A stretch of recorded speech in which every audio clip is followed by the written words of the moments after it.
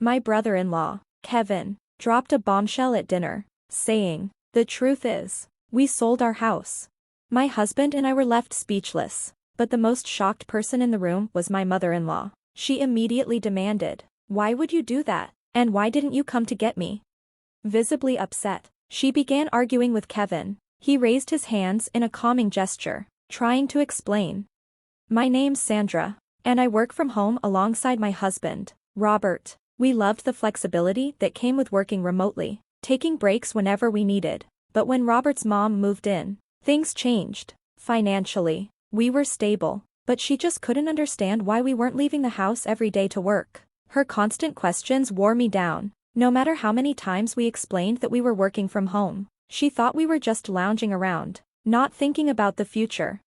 She often told us she should have gone to live with Kevin instead." Kevin, Robert's brother, had married Carol, a wealthy woman, but deep down, we knew Kevin was too preoccupied with enjoying his wife's money to take care of his mom. Still, she clung to the hope that one day he would come and whisk her away to their mansion. In reality, it was never going to happen. Robert had already promised his mom she could stay with us. Kevin made it clear he wouldn't take her in, leaving us to juggle our remote work life with her constant presence. Despite being labeled unemployed by her because we worked from home, we tolerated it. Then, out of the blue, Kevin called one day. "I'll be coming over this weekend," he said, hanging up before we could ask for details. Robert and I were puzzled, wondering what it meant. My mother-in-law overheard and jumped to conclusions. "Kevin's coming to get me. Help me pack," she exclaimed, practically dragging Robert to her room. He tried reasoning with her, explaining that Kevin hadn't mentioned anything about taking her, but she wouldn't hear it. "He didn't say he was picking you up, Mom," Robert tried to reason. "He doesn't have to say it. I know he's coming for me," she insisted. It baffled us. Since moving in, she'd done no housework and relied on the money we gave her. So why was she so convinced Kevin would take her? Still, we went along with it, helping her pack as we waited for Kevin's arrival. When Kevin and Carol arrived that weekend, their behavior was oddly courteous. My mother-in-law greeted them with a slew of complaints about how poorly she thought we were treating her. "You two aren't mistreating Mom, right?" Kevin asked, giving us a scrutinizing look. "Of course not," Robert replied. "We give her money and let her live comfortably. Sandra takes care of all the housework." Kevin raised an eyebrow. "Mom says otherwise. Maybe you're not even aware of how you've been treating her," he added, fueling her complaints. Robert and I exchanged frustrated glances, but we decided to keep things civil and led everyone to the living room. As soon as we sat down, my mother-in-law ordered, "Don't just sit there, serve them." I raised an eyebrow. "I thought you were going to make the tea, Mom." "Make an old woman work?" "Kevin, look at how Sandra treats me," she exclaimed, dramatically wiping at non-existent tears. I was too taken aback to respond, so I begrudgingly made the tea. When I returned, Kevin and Carol had adopted a more serious tone. "We need to talk," Kevin started. "The truth is, we sold our house." The shock on Robert's face mirrored my own, but it was nothing compared to the disbelief in my mother-in-law's eyes. "Why would you do that? And what about picking me up?" she asked, her voice trembling. Kevin sighed, trying to calm her down. "We've fallen into debt and had no choice. We need a place to stay temporarily, just until we get back on our feet." "Debt? What debt?" my mother-in-law pressed.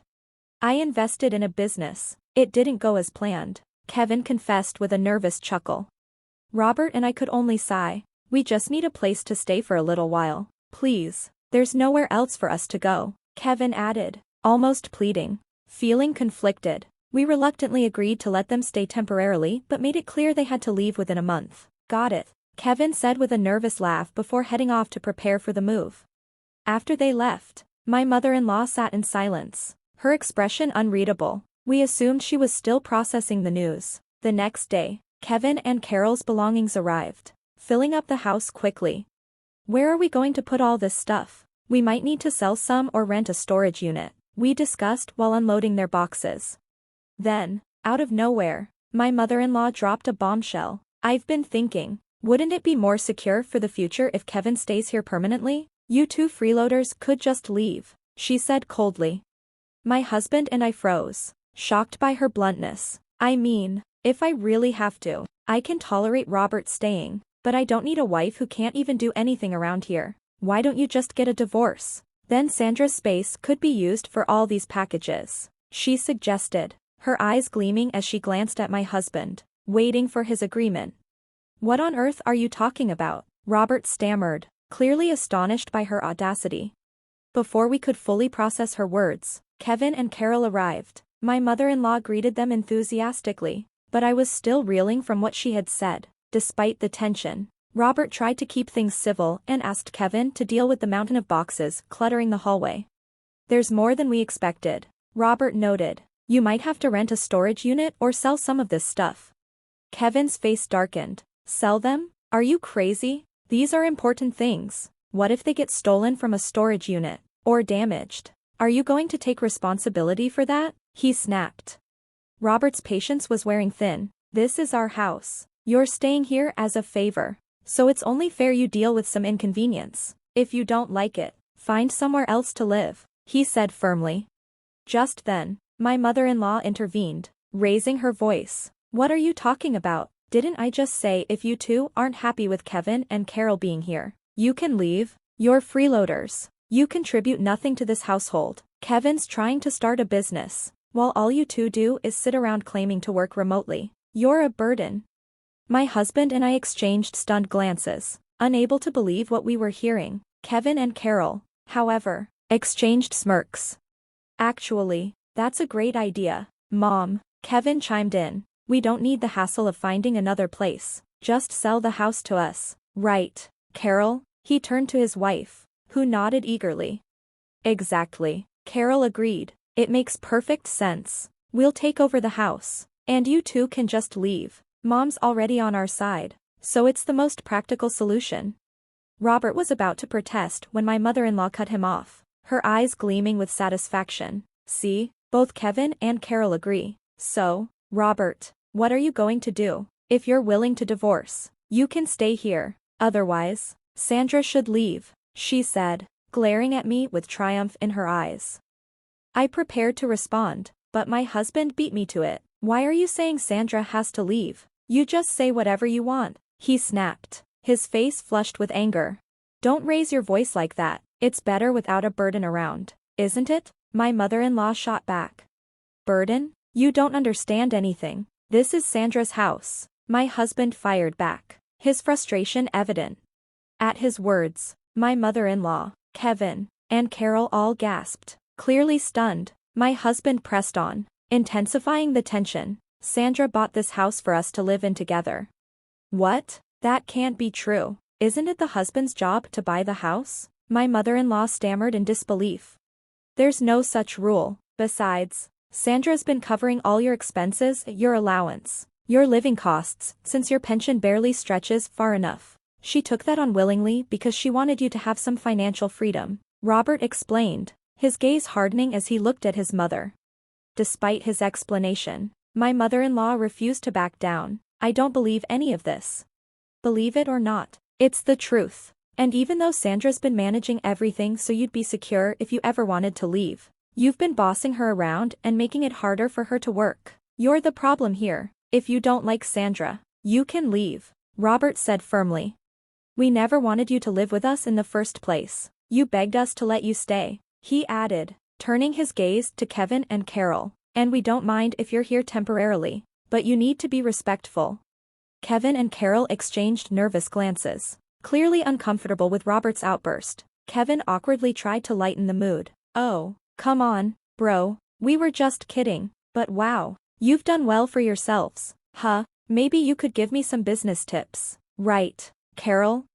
Carol nodded, forcing a smile, but my mother-in-law remained defiant. Don't get so high and mighty. You're just a bum, Robert. You should leave, too. Go see what it's like out in the real world, she barked, completely ignoring everything we'd said.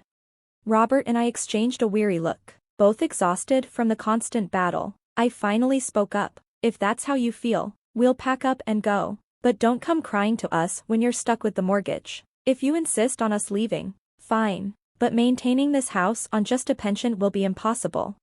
My mother-in-law's face turned beet red. Get out then. I don't need your help, she screamed, Wait, you don't mean that, right? Kevin protested, panic creeping into his voice. Yeah, We're safe with you two here. You don't have to leave, Carol added, trying to smooth things over.